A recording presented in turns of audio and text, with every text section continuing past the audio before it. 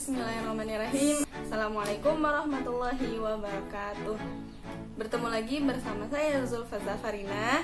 Di video kali ini kita akan membahas sedikit tentang tanda-tanda kehamilan.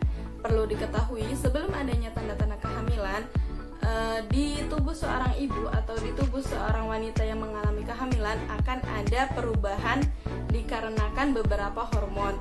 Di antaranya perkembangan yang pertama terjadi di uterus.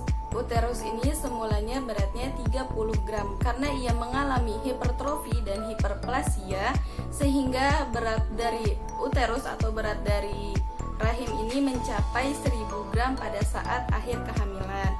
Yang kedua, perkembangan pada vagina. Perkembangan pada vagina dan vulva ini dikarenakan adanya hormon estrogen yang meningkatkan pembuluh darah sehingga tampak warna kemerah-merahan dan kebiru-biruan. Dan yang terakhir, perkembangan pada payudara. Perkembangan dan pertumbuhan pada payudara ini disebabkan oleh hormon estrogen, progesteron maupun hormon somatomamotropin, sehingga untuk mempersiapkan ASI pada saat laktasi. Selanjutnya kita akan langsung mengenal tanda-tanda kehamilan. Tanda-tanda kehamilan ini ada 3. Ada tanda dugaan kehamilan, tanda tidak pasti kehamilan, dan tanda pasti kehamilan.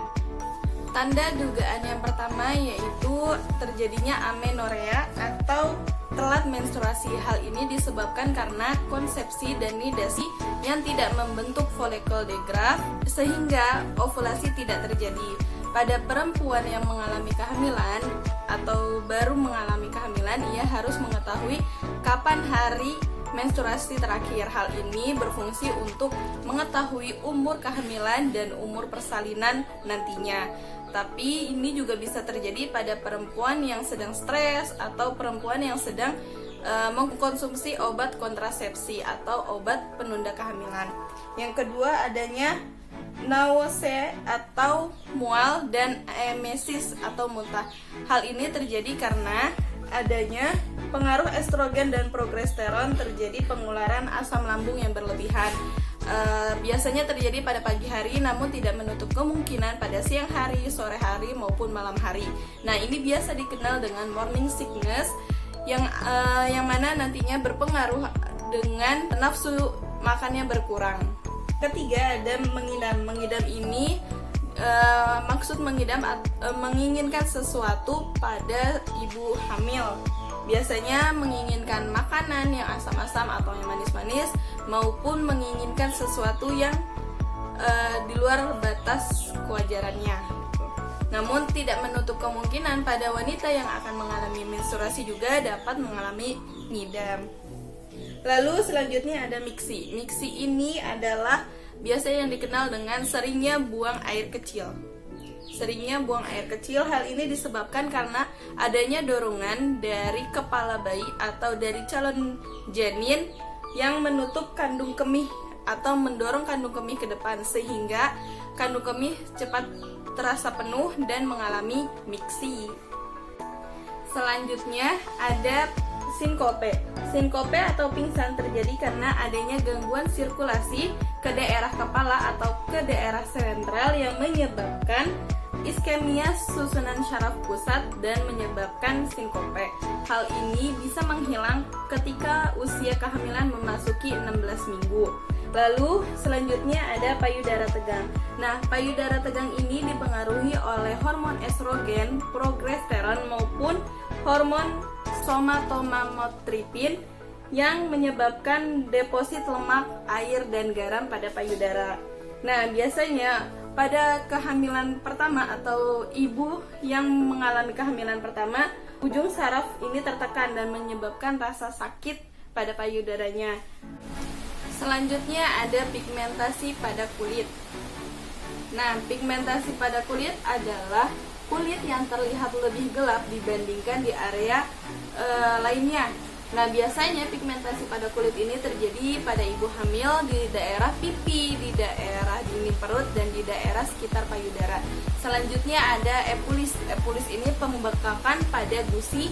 Dan yang terakhir ada varises. Varises ini atau penumpukan pembuluh darah vena.